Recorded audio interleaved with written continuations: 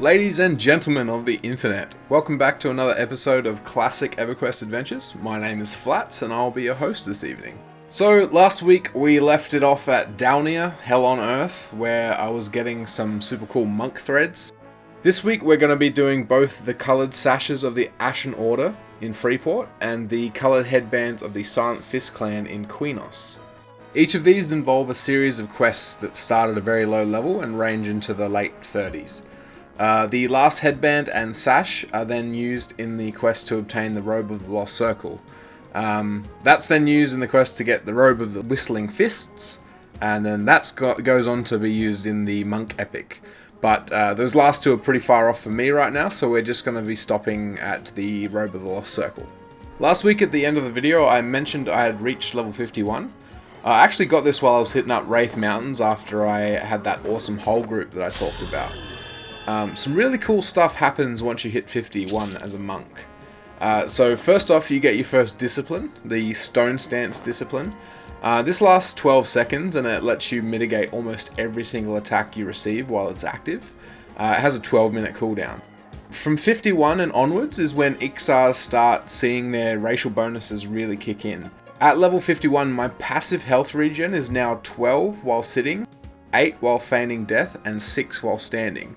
Now, when you compare that to a human of the same level who gets 5 while sitting, 3 while feigned, and 2 while standing, you can kind of start to see the reason I put up with being killed on sight everywhere I go. Another really cool thing that happens at 51 is Bind Wound will now go over 200 in skill. This means you can bandage to 75% health, up from 50%, and the formula for Bind Wound is roughly 1 hit point regen per 4 skill points. So with my Bind Wound at 201, it's around 50 hit points heal for each of the bandages I use. Now, I know that doesn't sound like much, but that mixed in with the Ixar regen as well as Mend makes downtime extremely less painful. Just a quick side note, I finally saw Petrofin, but unfortunately he did not drop the bracer when I killed him, so boo-hoo on that. Alright, so this week I'm going to do something I've always wanted to do, but never really had an excuse to do it. Back in my Coolmain video, I mentioned that trying to get anywhere out near Queenos side of the world can be pretty much a big pain in the ass, because until Velious, there are no close teleport locations. Shamans can make a potion that will teleport you out to Everfrost, but I think it costs around 500 plat per charge, so that's not really an option either. So instead of getting a port to North Karana and doing that long run, I decided to mix things up a bit. Down in the southwest corner of Timorous Deep, there is something called the Fire Pot Room. Now, keep in mind 80% of Timorous Deep is open water, so unless you want to be swimming for 3 hours, I suggest you find yourself a levitate. There are a couple of ways of getting there. One method is to jump on the boat when it's heading to the over there and get off as it passes the Chessboard Island or the pirate ships. If you're coming from the over there, then you can get off the boat as soon as it zones into Timorous Deep. Doing this cuts the runtime in half, but because boats take fucking forever, I just decided to do it the other way, and that is to run from the Ogre Island, which is on the other end of the zone. So head up past the Orm onto the rocks and point yourself south, but ever so slightly southwest. You'll be running in open water for a while until hopefully you hit these pirate ships. From here you just keep heading in the same direction until you see land. This is the Chessboard Island, named for the giant chessboard that's located on it. The island is also home to the Ixar Master. This guy is a monk trainer, and we'll be dealing with him in a future episode when we do the monk shackle quests.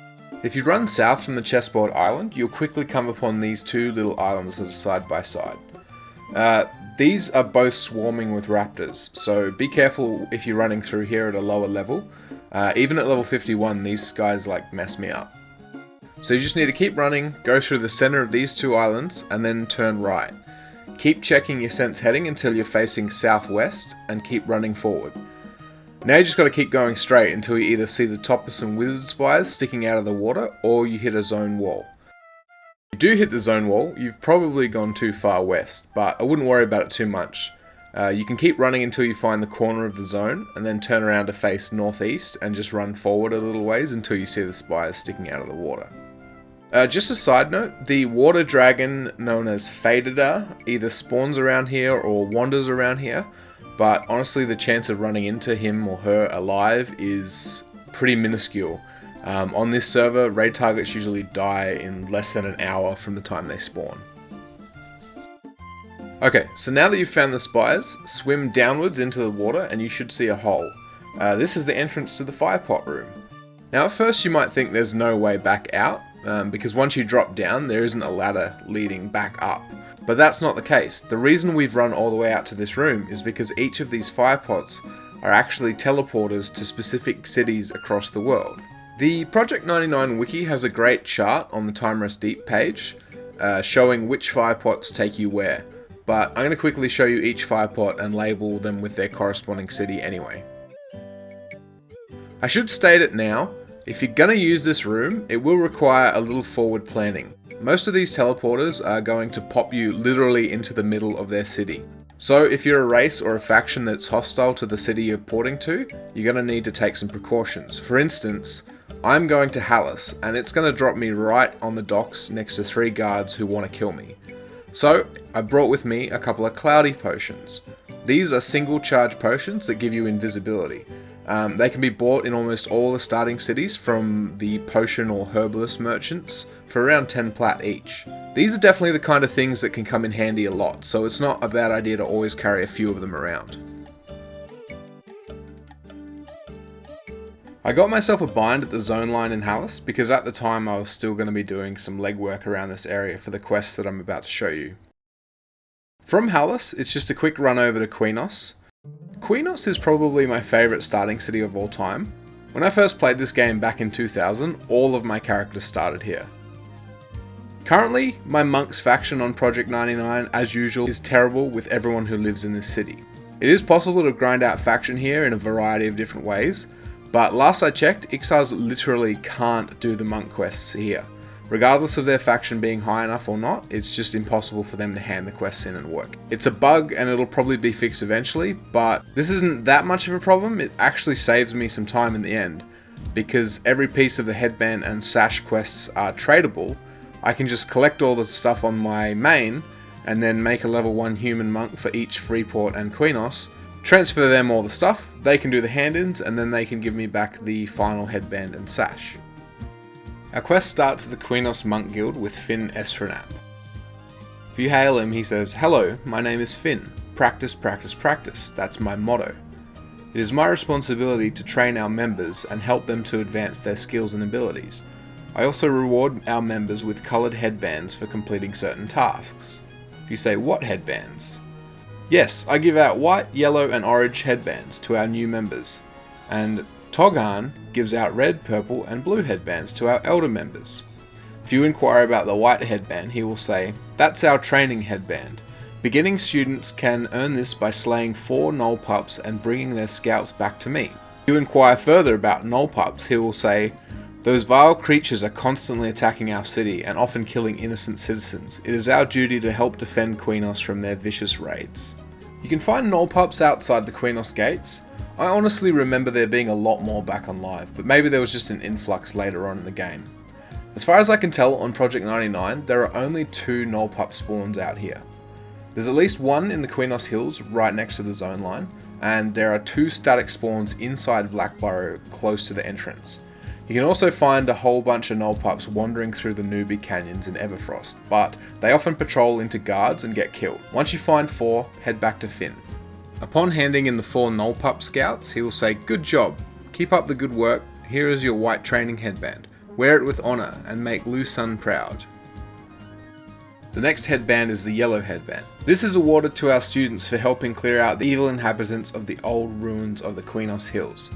Just bring me back 3 putrid rib bones as proof of your good deeds and turn in your training headband. Then I will give you the yellow headband. Okay, so now we need to head back outside into the Qeynos Hills. Head all the way over towards Blackburrow and then follow the wall past the Blackburrow entrance. About halfway between Shorefall Glade and Blackburrow, you'll find these small ruins with a whole bunch of dread corpses and putrid skeletons. There is a gnome necromancer who can spawn here, whose name I'm not even going to try and pronounce, but she drops the glowing black stone, which is a pretty good item. So this place is usually camped by someone. If you do see someone here, just ask them if they have any rib bones on them. The first time I came here, a druid who was camping the spawn was carrying a whole bunch of them, specifically for any monks who came past that needed them. Once you get your 3 rib bones, head back to Finn. Good work! And as promised, here is your reward. It is an honour to present you this yellow headband for recent acts of courage and heroism on behalf of the Silent Fist clan. Alright, so up next is the orange headband. If we ask Finn about it, he says, "This is a difficult award to obtain. The city of Quenos is, as you know, under constant attack by the gnolls of Blackburrow.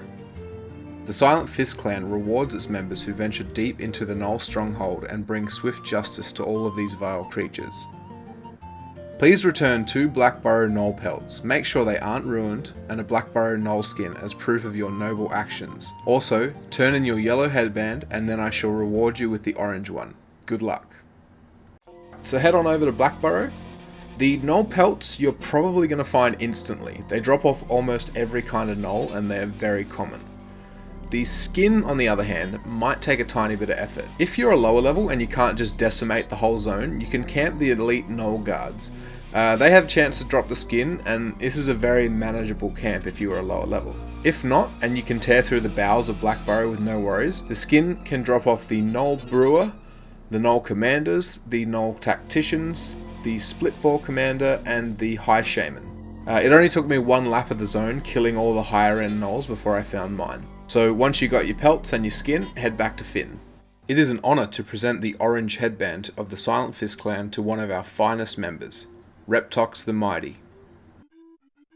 Alright, so now we have to move on to Toghan Sarast. He's just sitting outside the door of the Monk Guild, meditating on this ledge. "Greetings, I am the second master, Toghan Sarast. I am here to teach you the ways of our guild. For our more advanced members, I will give out headbands as a reward for their contribution to the clan. The Silent Fist clan gives out coloured headbands for various deeds completed by our students. Finn gives out the white, yellow and orange headbands, and I give out the red, purple and blue headbands. So we're after the red one. Ah, you think you're skilled enough to earn the red headband of the Silent Fist clan? Well, if you can help us find Brother Darab, you would certainly deserve the honour of wearing the red headband." Who is Brother Darab? Yes, Brother Darab was last heard from over 2 weeks ago. He was out in the plains of southern Karana and just disappeared. We fear that those vile gnolls fleeing Splitpaw may have captured him, or worse. We sent Brother Shen to go search the Karanas and look for Darab over 3 days ago, but we haven't heard from either of them. I fear the worst for both of them, especially if the Splitpaws are involved. Please, find and return our lost brothers to us. If they're not alive, bring back their remains so that we may give them a proper burial. And if it is the evil Granix Drath's doing, bring me his head as well. For the honour of the clan, you do this for us, and turn in your orange headband, I will reward you with the red headband of the Silent Fist. Good luck. You can inquire a little further into this dialogue to get some more information. You can ask, "What Splitpaws?" In which he will reply, "The Splitpaws were a large clan of gnolls that lived in a burrow out of South Karana. They have recently been ousted from their home by a new clan of gnolls that are very powerful. We try to stay away from them if we can, for we do not know much about this new breed. The Splitpaws are on the move, and now is the only time to strike. If we wait too long, there will be no way to find our brother. Go now, my friend, we haven't much time." You can also ask more about this Granix Dra character that he mentioned. You say, "Who is Granix Dra?" Granix Dra is the ruler of the now fleeing gnolls of Splitpaw. I've heard rumours that he has been dabbling in the dark art of necromancy. Gannicus is looking for more test subjects, no doubt to rebuild his stronghold. The good people of Antonica must put an end to his evil reign soon, or I fear he could grow much more powerful. Okay, for this one we have to head all the way out to South Karana. Darab's skull is being held by a gnoll named High Shaman Fido, and the head of Shen is being held by a gnoll named High Shaman Grisok. Luckily, both of these gnolls have the exact same spawn point, and once you figure out where it is, it's only a matter of patience. Head towards the Aviac village that's by the Lake Wraith zone line. From here it's just a little ways north. As you're running from the village, you should see a hill coming into view on your left, and the spawn is kind of in between that hill and the village. The lock is roughly negative 5600, positive 150. There are a couple of mobs on this spawn table, but both of the shamans we need are on it. The spawn is static, so it won't move around anywhere, it's just this one spot. Once they do spawn, they will start roaming for a bit before turning around and coming back to the exact spot. So basically you just come and find this spot, kill anything that comes remotely close to you, like lions, elephants, wandering split-paw gnolls. Eventually one of those will be the placeholder. Once you've got that down and you start seeing mobs spawn on that exact spot, the timer is 22 minutes. So if you're sure it's the placeholder, kill it and then go do something productive with your life for 20 minutes and then come back and kill the next one, so on and so forth. It took me less than 2 hours to get both heads, but then again I could have been really lucky. To get the head of Gannicus, we need to find and kill him. His spawn point is at the undead camp just south of the bridge that you would have crossed as you entered the zone from North Coronet.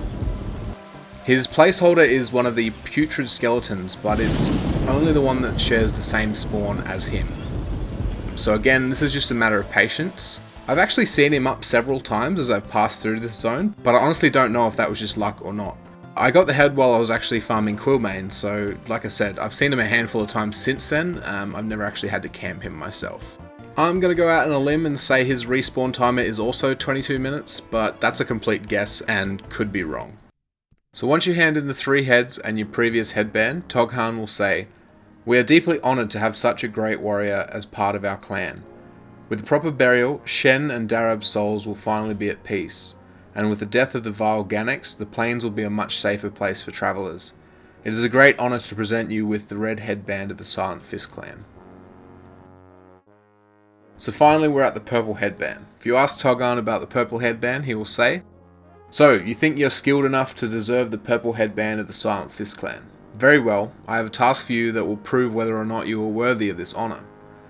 I have heard recent rumours of an ancient evil surfacing once again throughout Antonica. These evil groups have discovered some items that are giving them mystical and dangerous powers. These items must be destroyed, or else the evils of Norath may gain control over the world's future. Bring me these evil items and turn in your red headband, and you will have proven yourself a mighty spirit and a dedicated member of the Silent Fist." So we need to dig a little further into this dialogue. So what evil items? These evil creations have been found all over Antonica, and no one knows, or at least no one admits to knowing where exactly they were found. But we do know that they are currently in the wrong hands and must be destroyed. Please, seek out the Skull of Gentry, the Dagger of Manik, and the Coronet of Buried Blood, and bring them to me. So we say, what is the Skull of Gentry? I do know not much about the Skull of Gentry. I've heard that it is resurfaced in the gnoll burial grounds of Lake Wraithatir. The skull is helping to give these gnolls power to raise an undead army of their fallen ancestors. This evil must be stopped before the army becomes too powerful. What's the Dagger of Manik? The Dagger of Manik is a diabolical weapon created by the ancient necromancer Manik, Jol. Manik was the leader of a small cult of necromancers who worshipped Solazek Ro. Manik used the dagger in a ceremonial sacrifice to the Burning Prince to increase his own power and show his loyalty to his god. His cult grew stronger and the world of the evil axe spread all over Antonica. Legend has it that the group of paladins from Erudin, followers of Prexus, spent over 10 years searching out Manik and his followers. They finally destroyed him. Though Manik's evil reign was put to an end, many of his books and items are still being uncovered to this day.